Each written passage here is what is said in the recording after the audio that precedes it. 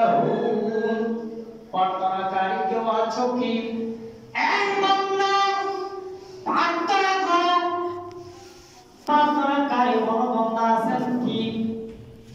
আমার আল্লাহ বলেন আমি তার প্রার্থনা কবুল করব। তুমি দোয়া করো দেরি, তুমি আমার কাছে চাইতে দেরি, আমি দোয়া কবুল করার দেরি হবে না। সাথে সাথে বান্দা আমি তোমার দোয়া কবুল করব, তুমি যা চাইবে আমি দিতে বাধ্য। বরাবর বলেন সুবহানাল্লাহ। আপনি বলেন ওয়াসুমিয়াতা লাইলাতুল বারাত ওয়া লাইলাতুর রাহমাত। আমার আল্লাহ বলেন এই রাতকে শবে বরাত উৎসবে রহমত নামে নাম রাখা হয়েছে। আমি শবে বরাতকে শবে রহমত হিসেবে নাম রেখেছি, শবে রহমত হিসেবে নাম রেখেছি, কারণ এটা শবে বরাত বর্ণনকারী এবং শবে রহমত। আমি রহমত দেনেওয়ালা, তোমরা রহমত নেনেওয়ালা। বরাবর বলেন সুবহানাল্লাহ।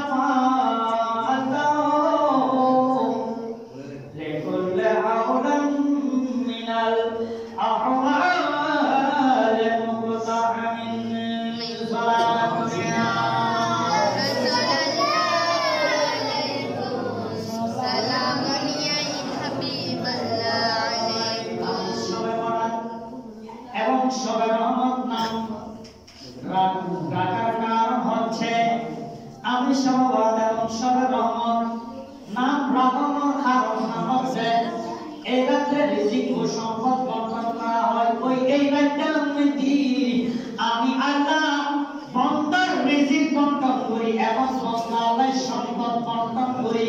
খানতে লাগিব কোন বান্দার কাছে লাগবে সবে বরাতের রহমত এবং সবে বরাতের রহমত এবং ধন সম্পদ কার কাছে লাগবে? তোমরা আমার কাছে চাইতে থাকো, আমি দিতে থাকবো। সুবহানাল্লাহ।